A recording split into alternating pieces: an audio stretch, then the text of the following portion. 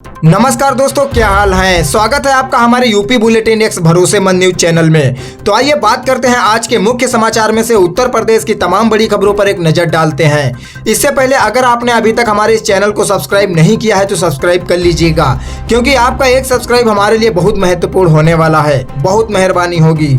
उत्तर प्रदेश के बहराइच जिले से दिल दहला देने वाली घटना सामने आई है। धान की रोपाई के बाद नदी में हाथ पैर धोने गए 12 वर्षीय बच्चे पर मगरमच्छ ने अचानक हमला कर दिया और उसे अपने जबड़ों में दबोचकर गहरे पानी में खींच ले गया। बच्चे के परिजनों और ग्रामीणों ने काफी देर तक पत्थर फेंककर और शोर मचाकर उसे बचाने की कोशिश की, लेकिन मगरमच्छ ने बच्चे को नहीं छोड़ा। कई घंटों तक चले सर्च ऑपरेशन के बाद पता चला कि बच्चे को मगरमच्छ निगल गया। वन विभाग और स्थानीय प्रशासन ने मामले की जाँच शुरू कर दी है तथा लोगों से नदी और जलाशयों के आसपास अतिरिक्त सावधानी बरतने की अपील की है। बलिया से एक बेहद गंभीर और सनसनीखेज मामला सामने आया है, जहां पुलिस हिरासत में पूछताछ के बाद एक युवक की मौत को लेकर बड़ा विवाद खड़ा हो गया है। परिजनों का आरोप है कि पुलिस पूछताछ के दौरान युवक की बेरहमी से पिटाई की, जिसके बाद उसकी तबीयत बिगड़ गई और इलाज के दौरान उसकी मौत हो गई। घटना के बाद इलाके में तनाव का माहौल बन गया है। मृतक के परिजनों ने दोषी पुलिसकर्मियों के खिलाफ सख्त कार्रवाई की मांग की है। वहीं पुलिस अधिकारियों का कहना है कि पूरे मामले की जाँच कराई जा रही है और पोस्टमार्टम रिपोर्ट तथा अन्य साक्ष्यों के आधार पर आगे की कार्रवाई की जाएगी। इस घटना का वीडियो सोशल मीडिया पर तेजी से वायरल हो रहा है, जिसके बाद मामला और अधिक चर्चा में आ गया है। फिरोजाबाद जिले में पुलिस और बदमाशों के बीच हुई मुठभेड़ में चेन लूट गिरोह का दूसरा वांछित आरोपी भी ढेर हो गया। पुलिस के मुताबिक आरोपी को गिरफ्तार करने गई टीम पर बदमाशों ने फायरिंग कर दी, जिसके जवाब में पुलिस ने भी जवाबी कार्रवाई की। मुठभेड़ में आरोपी गंभीर रूप से घायल हुआ और बाद में उसकी मौत हो गई। बताया जा रहा है कि दोनों बदमाश हाल ही में हुई चेन लूट की वारदात में वंचित थे और गिरफ्तारी के दौरान एसओजी टीम पर हमला कर चुके थे, जिसमें 2 पुलिसकर्मी घायल हुए थे। पुलिस ने घटना स्थल से हथियार और कारतूस भी बरामद किए हैं तथा पूरे मामले की आगे की जांच जारी है। अयोध्या में जीएसटी विभाग और पुलिस की संयुक्त कार्रवाई के दौरान करोड़ों रुपए मूल्य का सोना, चांदी और आभूषण बरामद किए गए हैं। अधिकारियों ने अयोध्या लखनऊ राष्ट्रीय राजमार्ग पर एक लग्जरी कार को रोककर तलाशी ली, जिसमें करीब 3.5 क्विंटल चांदी के आभूषण और सोने के आभूषण मिले। मौके पर मौजूद लोग इन सामानों से जुड़े वैध दस्तावेज प्रस्तुत नहीं कर सके, जिसके बाद पूरा माल जब्त कर लिया गया है। जीएसटी विभाग के अधिकारियों का कहना है कि बरामद सामान की वैधता और उसके स्रोत की जाँच की जा रही है तथा टैक्स चोरी के पहलू की भी विस्तृत पड़ताल की जाएगी। गोरखपुर जिला अस्पताल में मेडिकल जांच के दौरान एक बाल अपचारी पुलिस कर्मियों को चकमा देकर फरार हो गया, जिसके बाद पुलिस विभाग में हड़कंप मच गया। बताया जा रहा है कि स्वास्थ्य परीक्षण के लिए लाए गए किशोर ने अचानक पुलिस कर्मियों को धक्का दिया और मौके से भाग निकला। इस गंभीर लापरवाही को देखते हुए वरिष्ठ पुलिस अधीक्षक ने तत्काल कार्रवाई करते हुए ड्यूटी पर तैनात एक दरोगा समेत 4 पुलिस कर्मियों को निलंबित कर दिया है। पुलिस की कई टीमें फरार बाल अपचारी की तलाश में लगातार छापेमारी कर रही है और विभागीय स्तर पर भी पूरे मामले की जाँच शुरू कर दी गई है। संभल जिले में सरकारी जमीन पर बने अवैध निर्माण के खिलाफ प्रशासन ने बड़ी बुलडोजर कार्रवाई की है। मुख्यमंत्री योगी आदित्यनाथ के प्रस्तावित दौरे से पहले राजस्व और पुलिस विभाग की संयुक्त टीम भारी सुरक्षा व्यवस्था के बीच मौके पर पहुंची और सरकारी भूमि पर बने अवैध इमामबाड़ी तथा मजार को ध्वस्त कर दिया। प्रशासन का कहना है कि संबंधित निर्माण सरकारी जमीन पर अवैध रूप से किए गए थे और नियमानुसार कार्रवाई की गई है। पूरे अभियान के दौरान बड़ी संख्या में पुलिस बल तैनात रहा और इलाके में शांति व्यवस्था बनाए रखी। बागेश्वर धाम के पीठाधीश्वर पंडित धीरेन्द्र शास्त्री के भाई शालिग्राम गर्ग को जमीन विवाद से जुड़े गोलीकांड के मामले में पुलिस ने गिरफ्तार कर लिया है। पुलिस के अनुसार इस मामले में 4 लोगों के खिलाफ मुकदमा दर्ज किया गया है, जिनमें 2 आरोपियों की गिरफ्तारी हो चुकी है, जबकि अन्य आरोपियों की तलाश जारी है। घायल युवक का अस्पताल में उपचार चल रहा है। पुलिस अधिकारियों का कहना है कि मामले में निष्पक्ष जाँच की जा रही है और सभी आरोपियों के खिलाफ कानून के अनुसार कार्रवाई की जा रही है। वाराणसी के फैमिली कोर्ट परिसर का एक वीडियो सोशल मीडिया पर तेजी से वायरल हो रहा है, जिसमें पति पत्नी के बीच विवाद और कथित मारपीट का दावा किया जा रहा है। वायरल वीडियो में एक महिला घायल अवस्था में दिखाई दे रही है। हालांकि अभी तक इस वीडियो और इससे जुड़े दावों की आधिकारिक पुष्टि नहीं हुई है। पुलिस का कहना है कि मामले की जानकारी मिलने के बाद जाँच शुरू कर दी गई है और सभी तथ्यों की जाँच के बाद ही आगे की कार्रवाई की जाएगी। मुख्यमंत्री योगी आदित्यनाथ के 22 जुलाई को गोरखपुर दौरे की तैयारी तेज हो गई है। कार्यक्रम के दौरान मुख्यमंत्री शहर के पहले 6 लेन फ्लाईओवर का उद्घाटन कर सकते हैं, जिससे शहर में ट्रैफिक व्यवस्था को बड़ी राहत मिलने की उम्मीद है। इसके अलावा भाजपा के विभिन्न कार्यक्रमों में भी उनके शामिल होने की संभावना जताई जा रही है। प्रशासन ने सुरक्षा और तैयारियों को अंतिम रूप देना शुरू कर दिया है तथा संबंधित विभागों को आवश्यक निर्देश जारी कर दिए गए हैं। कांवड़ यात्रा शुरू होने से पहले मुख्यमंत्री योगी आदित्यनाथ ने श्रद्धालुओं और आयोजित समितियों से यात्रा की मर्यादा, अनुशासन और शांति बनाए रखने की अपील की है। उन्होंने कहा है कि धार्मिक यात्रा पूरी श्रद्धा और सौहार्द के साथ संपन्न होनी चाहिए तथा किसी भी प्रकार के हुड़दंगी, अराजकता या कानून व्यवस्था बिगाड़ने वाली गतिविधियों को बिल्कुल भी बर्दाश्त नहीं किया जाएगा। मुख्यमंत्री ने अधिकारियों को भी निर्देश दिए हैं कि कांवड़ यात्रियों की सुरक्षा, यातायात व्यवस्था और सभी आवश्यक सुविधाओं को विशेष ध्यान रखा जाए ताकि यात्रा शांतिपूर्ण ढंग से संपन्न हो सके।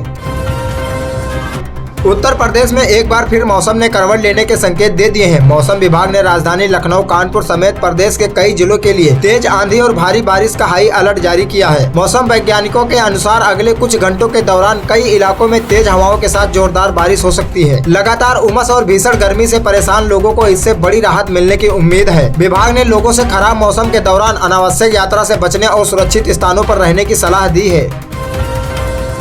उत्तर प्रदेश पुलिस ने साइबर अपराधियों के खिलाफ अब तक की सबसे बड़ी कार्रवाई करते हुए ऑपरेशन साइबर वज्र के तहत 773 ठगों को गिरफ्तार किया है। जांच के दौरान करीब 1158 करोड़ रुपए के ऑनलाइन धोखाधड़ी से जुड़े बड़े नेटवर्क का भंडाफोड़ किया गया है। पुलिस अधिकारियों के अनुसार यह गिरोह देश भर में लोगों को डिजिटल फ्रॉड का शिकार बना रहा था। आरोपियों के कब्जे में बड़ी संख्या में मोबाइल फोन, सिम कार्ड और बैंक खातों और इलेक्ट्रॉनिक उपकरणों से जुड़े अहम साक्ष्य भी मिले हैं। पुलिस का कहना है कि इस साइबर अपराध के खिलाफ यह भी अभियान आगे लगातार जारी रहेगा।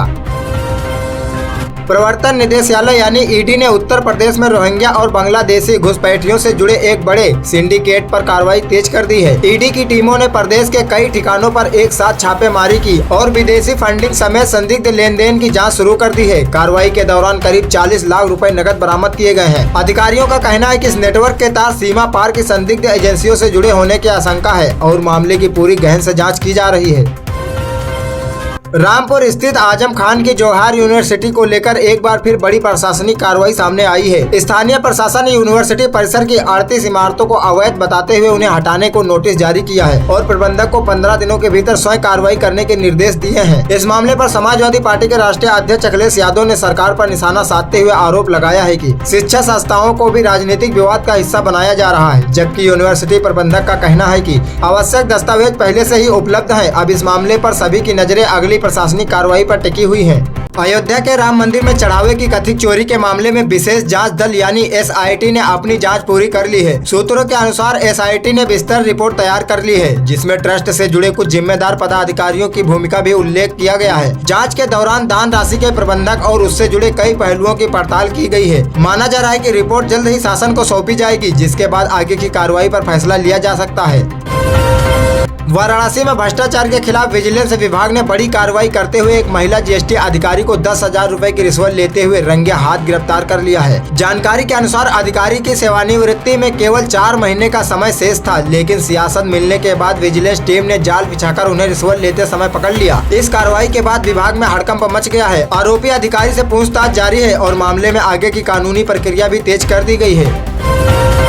उत्तर प्रदेश के सरकारी डॉक्टरों के लिए राहत भरी खबर सामने आई है। राज्य कैबिनेट ने सरकारी चिकित्सालयों के वेतन में हर वर्ष 5% वृद्धि के प्रस्ताव को मंजूरी दे दी है। सरकार का कहना है कि इस फैसले से हजारों डॉक्टरों को सीधा आर्थिक लाभ मिलेगा और सरकारी अस्पतालों में कार्यरत चिकित्सकों का मनोबल बढ़ेगा। साथ ही बेहतर स्वास्थ्य सेवाएं उपलब्ध कराने में भी यह फैसला महत्वपूर्ण साबित हो सकता है। स्वास्थ्य विभाग जल्द ही इस निर्णय से संबंधित विस्तृत आदेश जारी करेगा।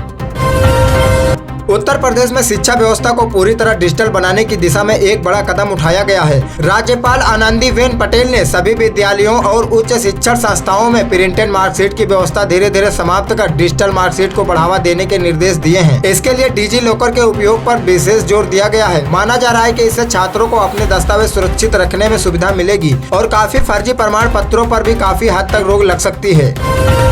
लद्दाख के सामाजिक कार्यकर्ता सोनाम वांगचुक की भूख हड़ताल को लेकर सियासत तेज होती दिखाई दे रही है। समाजवादी पार्टी के सांसद डिम्पल यादव विपक्षी सांसदों के प्रतिनिधि मंडल के साथ दिल्ली के जंतर मंतर पहुंची और सोनम वांगचुक से मुलाकात की। इस दौरान उन्होंने केंद्र सरकार पर निशाना साधते हुए कहा है कि भूख हड़ताल लगातार जारी है, लेकिन सरकार की ओर से कोई ठोस पहल दिखाई नहीं दे रही है। इस मुद्दे को लेकर राजनीतिक बयानबाजी तेज हो गई है।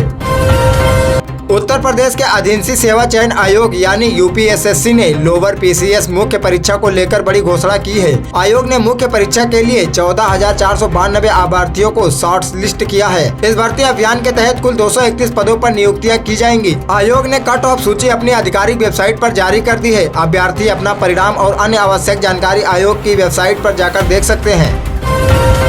अमरनाथ यात्रा को निशाना बनाने की एक बड़ी आतंकी साजिश को सुरक्षा बलों ने समय रहते नाकाम कर दिया है। जम्मू कश्मीर में सुरक्षा बलों और आतंकियों के बीच हुई मुठभेड़ में लश्कर ए तैयबा का एक टॉप कमांडर मार गिराया गया। सुरक्षा एजेंसियों के मुताबिक मारा गया आतंकी अमरनाथ यात्रा को निशाना बनाने की फिराक में था। उसके कब्जे में भारी मात्रा में हथियार, गोला बारूद और अन्य संदिग्ध सामग्री बरामद हुई है। सुरक्षा बलों का कहना है कि उनकी सतर्कता और त्वरित कार्रवाई से एक बड़ी आतंकी घटना टल गई। पूरे इलाके में तलाशी अभियान अभी तक जारी है और यात्रा मार्ग की सुरक्षा पहले से और अधिक कड़ी कर दी गई है। कानपुर पुलिस ने सोशल मीडिया के जरिए संचालित एक बेहद गंभीर और संवेदनशील गिरोह का भंडाफोड़ किया है। पुलिस ने इंस्टाग्राम के माध्यम से बाल यौन शोषण से जुड़ी अवैध सामग्री का प्रसार और बिक्री करने वाले 3 आरोपियों को गिरफ्तार किया है। जांच में सामने आया है कि आरोपी सोशल मीडिया प्लेटफॉर्म का दुरुपयोग कर इस अवैध गतिविधियों को संचालित कर रहे थे। पुलिस ने आरोपियों के मोबाइल फोन, लैपटॉप और अन्य डिजिटल उपकरण जब्त कर लिए हैं तथा उनके सोशल मीडिया खातों की भी गहन जाँच शुरू कर दी गयी है। अधिकारियों का कहना है कि इस नेटवर्क से जुड़े अन्य लोगों की पहचान भी की जा रही है और मामले में आगे की कार्रवाई जारी है।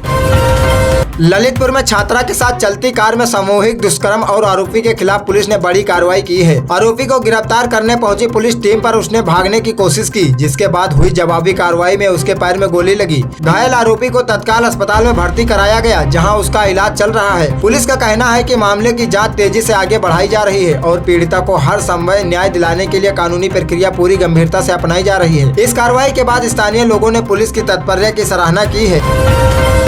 आगरा और कानपुर के लोगों के लिए मेट्रो सेवा लेकर बड़ी खुशखबरी सामने आई है। Uttar Pradesh metro rail corporation ने दोनों शहरों में मेट्रो परियोजना की तैयारियों को अंतिम चरण में पहुंचा दिया है। सूत्रों के मुताबिक अगले महीने प्रधानमंत्री नरेंद्र मोदी इन परियोजनाओं का शुभारंभ कर सकते हैं। इसके बाद दोनों शहरों के लाखों यात्रियों को आधुनिक, तेज और प्रदूषण सहित सार्वजनिक परिवहन की सुविधा मिलेगी। अधिकारियों का कहना है कि अंतिम तकनीकी परीक्षण और सुरक्षा संबंधित प्रक्रियाएं भी तेज पूरी की जा रही हैं। लखनऊ के दिलकुशा क्षेत्र में हुए भीषण अग्निकांड के बाद लखनऊ विकास प्राधिकरण यानी एलडीए ने अवैध निर्माण के खिलाफ कड़ा रुख अपनाया है। प्राधिकरण ने आग की चपेट में आई अवैध बहुमंजिला इमारत को 25 जुलाई को ध्वस्त करने का निर्णय लिया है। इससे पहले भवन स्वामी को नोटिस जारी कर जवाब मांगा गया था, लेकिन तय समय सीमा के भीतर संतोषजनक उत्तर नहीं मिलने पर अब बुलडोजर कार्रवाई की तैयारी पूरी कर ली गई है। अधिकारियों का कहना है कि शहर में अवैध निर्माण के खिलाफ अभियान आगे भी जारी रहेगा।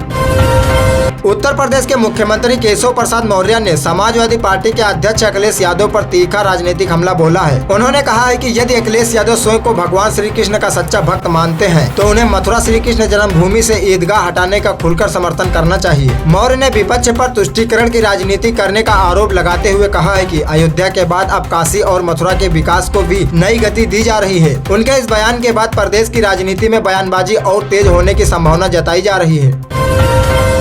हज यात्रा के लिए आवेदन करने वाले लोगों की मुश्किलें बढ़ती नजर आ रही हैं। पासपोर्ट पुलिस सत्यापन की प्रक्रिया में हो रही देरी के कारण बड़ी संख्या में आवेदकों का वेरिफिकेशन अभी पूरा नहीं हो पाया है। आवेदन की अंतिम तिथि नजदीक होने से यात्रियों की चिंता बढ़ गई है। इस मुद्दे को लेकर विपक्षी दलों ने सरकार पर प्रशासनिक लापरवाही का आरोप लगाया है और मांग की है कि सत्यापन प्रक्रिया को तत्काल तेज किया जाए ताकि किसी भी पात्र आवेदक यात्रा प्रभावित न हो।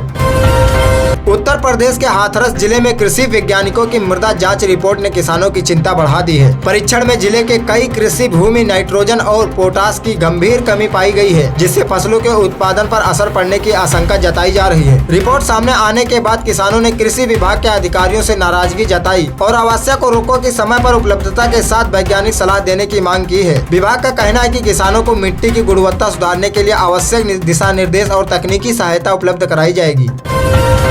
प्रधानमंत्री किसान सम्मान निधि योजना के करोड़ों लाभार्थियों के लिए सरकार की ओर से बड़ा अपडेट जारी किया गया है। कृषि विभाग ने स्पष्ट किया है कि योजना की अगली किस्त प्राप्त करने के लिए सभी पात्र किसानों को 31 जुलाई तक अपना ई-केवाईसी अनिवार्य रूप से कराना होगा। अधिकारियों ने चेतावनी दी है कि निर्धारित समय सीमा तक ई-केवाईसी नहीं कराने वाले किसानों की अगली किस्त रोकी जा सकती है। विभाग ने किसानों से अपील की है कि वे जन सेवा केंद्र, कॉमन सर्विस सेंटर या अन्य अधिकृत माध्यम से जल्द सत्यापन प्रक्रिया पूरी करा लें ताकि उन्हें योजना का लाभ बिना किसी बाधा के मिलता रहे।